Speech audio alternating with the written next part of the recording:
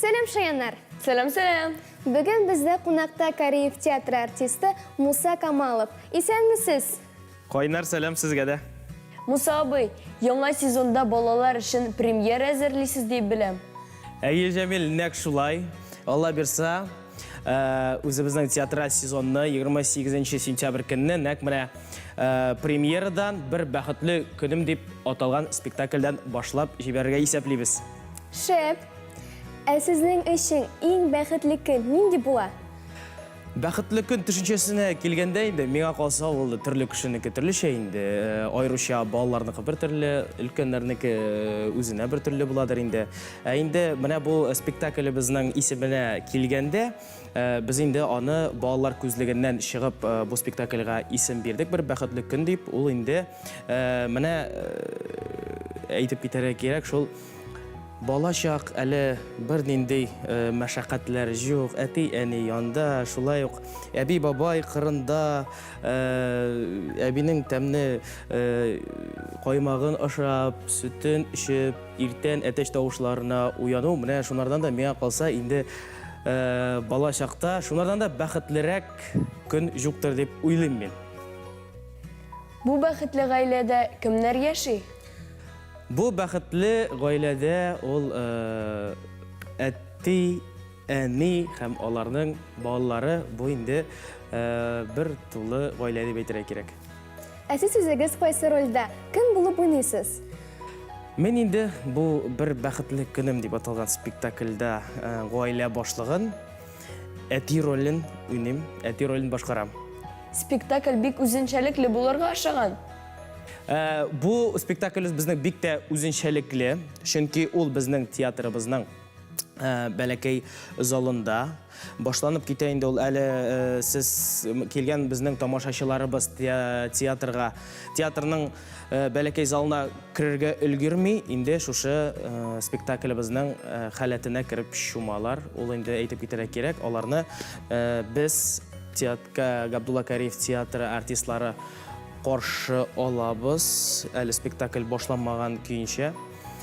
Бұл енді оларға айрыша өзіне менә бұл спектакльға хас болған мөхит тудырылды. Шулай ук әйтеп китәргә кирәк, безнең нәни дусларыбыз, безнең тамашачыларыбыз шулай ук сәхнәдән бик кечкенә генә арада утыралар. Алар махсус мендәрчекләрдә, буфекларда карап утыралар. Бөтен уңайлы шартлар да алар өчен тудырылды. Тагын нәрсә әйтеп, алар без театрыбыз артистларыннан менә кул сузымы арасында гына бөтен әйберне күреп, карап утыралар. Теләсәләр килеп, үзләренә кызык булса, килеп үзләренә, күңелләренә якын килгән җиһазларны, үзләренә якын килгән реквизитларны хәтта тотып та карый алалар. Кызык икән, пьесаның авторы кем? Безнең режиссер, Петербургтан килгән режиссер. Пьеса гомумән без әле белә идек. Безнең булырга тиеш, ягъни дусларыбыз өчен бейби спектакль. Ләкин пьесасын белән дә әле танышмаган идек, чөнки ул юк иде. Режиссер килгәч, без бөтенебез бергә бер-беребезгә карап алдык та һәм режиссер безгә шундый кичкенә генә тренинг уздырырга тәкъдим итте. Бөтенебез бергә менә шушы спектакльдә катнашучы артистлар белән күзләребезне йомдык та һәм шул үзебезнең бала чактагы бер бәхетле көнгә сәяхәт ясадык. Сәяхәт кылдык.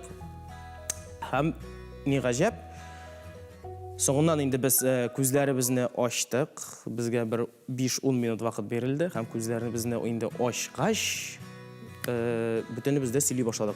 Мөмкинлек, шундый мөмкинлек бирсәләр, кайсы көнгә без кайтыр идек. Һәм ни гаҗәп, бөтенебез дә сөйли башладык. Нәк менә авыл турында.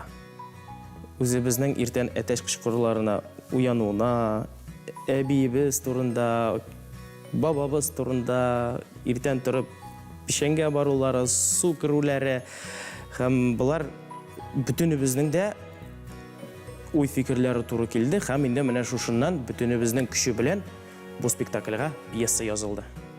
Бик тә кызык икән. Менә бу спектакльне сәхнәгә кем куйды? Спектакльгә куючы режиссер, танылган режиссер, Санкт-Петербург шәһәреннән килгән Екатерина Гроховская куйды бу спектакльне. Барлык нәни дусларыбызны һәм аларның әти-әниләрен көтеп калабыз, бер дә үкенмәсез. Без дә килербез, Алла бирса. Театрда очрашканга кадәр, Муса абый. Сезне дә көтеп калабыз. Сау булыгыз. Ә Шаян ТВ үз эшен дәвам итә.